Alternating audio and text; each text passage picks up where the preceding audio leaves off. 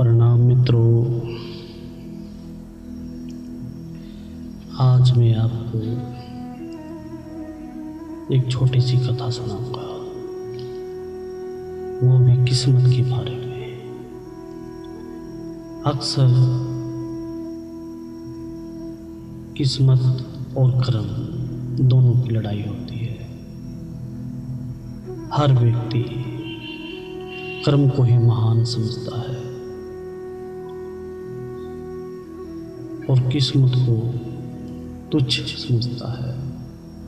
लेकिन मित्रों, जितना प्रभाव कर्म का है उतना ही प्रभाव किस्मत का है। जब आपके भाग्य में जो लिखा होता है, आपका भाग्य ही आपके कर्म के द्वारा वो कार्य करवाता है जिसके बारे में आपने सोचा भी नहीं होता। आपको लगता है ये कर्म मैंने किया या मैं करने वाला हूँ, लेकिन ऐसा नहीं होता। सब कार्य आपके पहले लिखे होते हैं। परमात्मा ये पहले ही लिखा हुआ है, आप फलाने समय में फलाना कार्य करेंगे। लेकिन आपको आध्यात्मिक और सामाजिक दोनों दृष्टि से परमात्मा ने यह भी बताया हुआ है कि आपके कर्म की बिना आपकी किस्मत नहीं बनेगी। क्योंकि अगर परमात्मा किस्मत को ही सर्वोपरि कर दे, किस्मत को ही सब कुछ बता दे, तो इंसान कर्म करना छोड़ देगा, सृष्टि का चक्र चलना छूट जाएगा, सब बंद हो जाएगा। इसलिए भगवान ने कहा, सब तेरे हाथ में है, जैसा कर्म करेगा वैसा ही फल दूंगा। कर्म करना तेरे हाथ में है, फल देना मेरे हाथ में है। तो कई बार हम ये कहते हैं, ये व्यक्ति इतना गरीब है, ये काम करके राजी नहीं है, अगर ये काम करता तो शायद ये गरीब नहीं होता। लेकिन मित्रों, सब भाग्य का दोष है। हर व्यक्ति काम करना चाहता है, हर व्यक्ति अमीर बनना चाहता है, लेकिन उसकी किस्मत के आधार पर उसे सुख दुख, अमीरी गरीबी, रोग दोष सब किस्मत के आधार पर मिलते हैं। जब उसका भाग्य होता चमकने वाला तो वो चमकता है, जब उसका भाग्य होता डुबोने वाला तो डूब जाता है। किस्मत अपने आप ऐसे ऐसे कर्म करवाती है, बंदा सोच नहीं पाता। मेरे मित्रों, आज मैं आपको इस किस्मत के बारे में एक छोटी सी कथा सुनाऊंगा। आपको पता चलेगा किस्मत का भी कितना प्रभाव हमारे जीवन पर है। एक व्यक्ति था, पंडित जी था। पंडित जी की वाणी में बड़ा यश होता है, बड़े सुलझे हुए लोग होते हैं पंडित जी।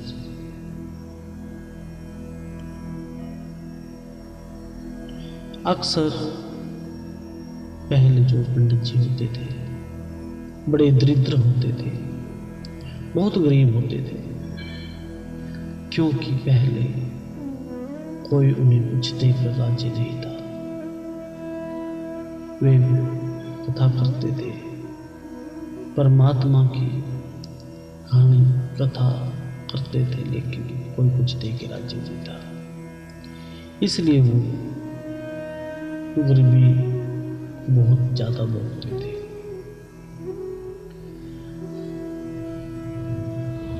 पंडित जी को कई बार पंडितानी ने कहा, हम शहर चलते हैं, इतना कष्टकारी जीवन अब हमसे नहीं जिया जाता। खाने के लाले पड़े हुए हैं, भौतिक वस्तुएं कुछ भी नहीं है हमारे पास। हर कोई मौज कर रहा है, इस पूरे गांव में केवल हमारा ही सबसे बुरा हाल है। हमारा ही जीवन इतना कष्टकारी है जिसकी कोई हाल नहीं। पंडित जी ने कहा, पंडितानी तू चिंता मत कर, कभी ना कभी हमारा भाग्य जरूर बदलेगा और एक दिन हमारा भाग्य ऐसा बदलेगा पूरा गांव देखेगा। पंडितानी थोड़ी तेज थी, संयम शक्ति की उसमें कमी थी। क्या करे बेचारे, औरतों के अंदर कई बार संयम शक्ति की कमी आ जाती है, क्योंकि ये गरीबी चीज ही ऐसी है।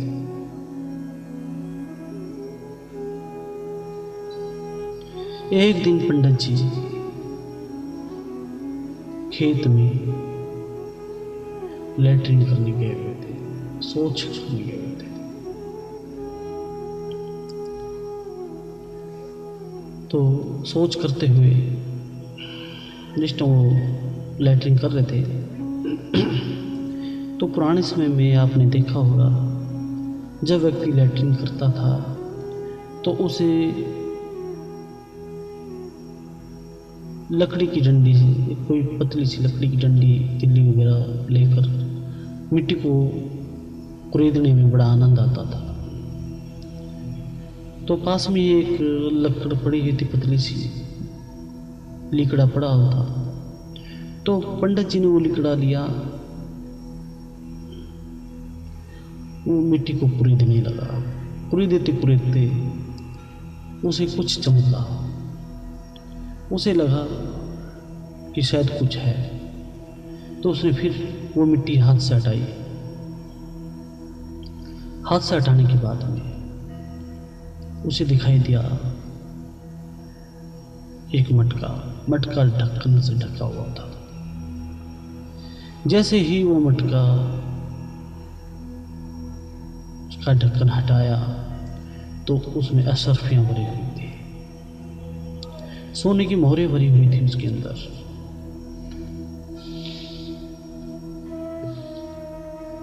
अब वो मटका भी सोने का था। इतनी चमक थी उस सोने के मटके में, सबकी आंखें चुंधी आ जाए।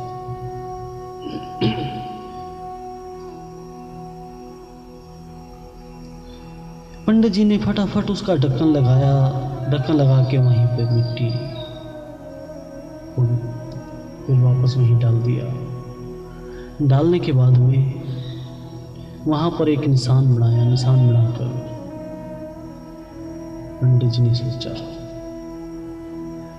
रात के समय में आऊंगा और फिर इसे ले जाऊंगा, फिर दिन में तो कोई ना कोई देखेगा और पूछेगा कहां से लाया है। पंडित जी ने घर आकर अपनी पंडितानी को बताया, सुनती हो, आज जब मैं लैट्रिन करने गया था तो ऐसे ऐसे ये घटना मेरे साथ हुई है। पंडितानी बड़ी क्रोधित हुई। उसने कहा, क्या तुम्हारी बुद्धि भ्रष्ट हो गई है? क्या तुम्हारे अंदर दिमाग नाम की चीज नहीं है? बिल्कुल भी दिमाग नहीं है तुम्हारे अंदर। अरे ठीक है, तुम वो मटका उठाकर नहीं ला सकते थे,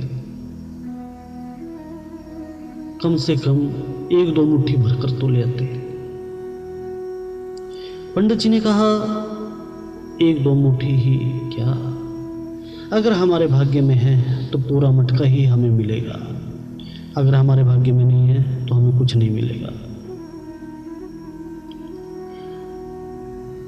पंडितानी को बड़ा अफसोस हुआ अपनी किस्मत पर।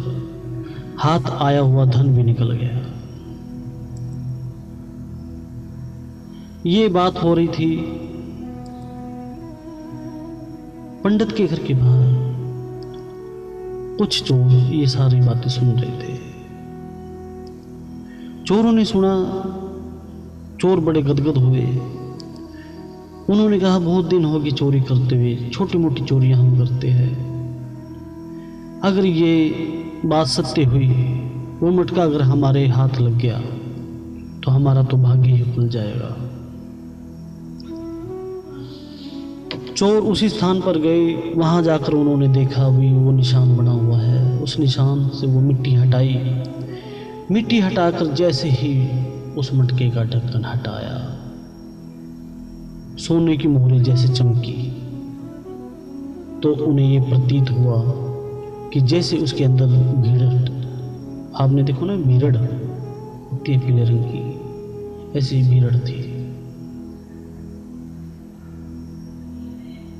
उन्होंने फटाफट वो ढक्कन लगाया। उन्होंने कहा आपस में, उस पंडित ने हमें शायद देख लिया था। देखने के बाद उसने हमें ये घटना हमारे साथ करवाई है, हमें ऐसा ऐसा अवगत करवाया है इस घटना से, ताकि ये भीड़ हमें काट ले।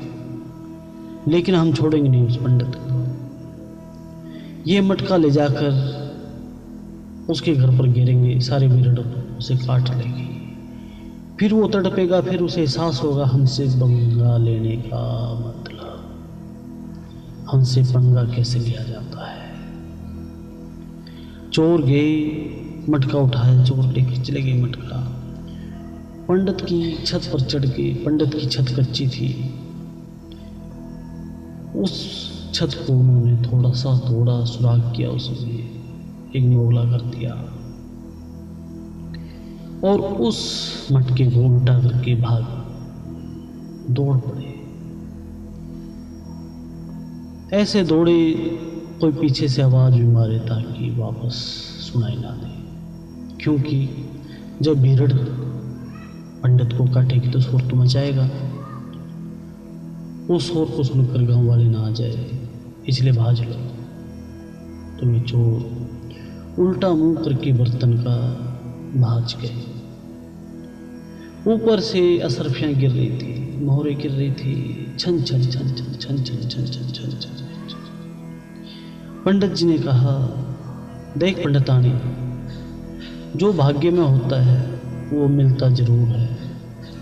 हमारी किस्मत में था तो भगवान ने हमें छप्पर फाड़ के दिया। इसलिए मैं कहता था, अगर हमारे भाग्य में है तो जरूर मिलेगा। देख ले, स्वयं चल के आया,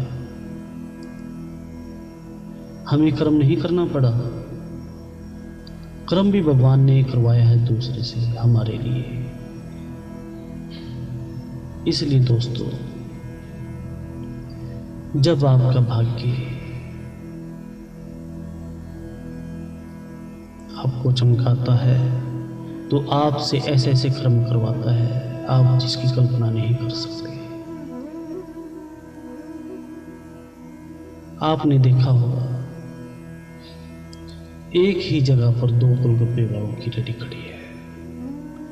एक के पास दुनिया भर की भीड़ लगी हुई है और एक बेचारा खाली खड़ा हुआ है। क्या जो खाली खड़ा है उसमें स्वाद नहीं है? स्वाद है,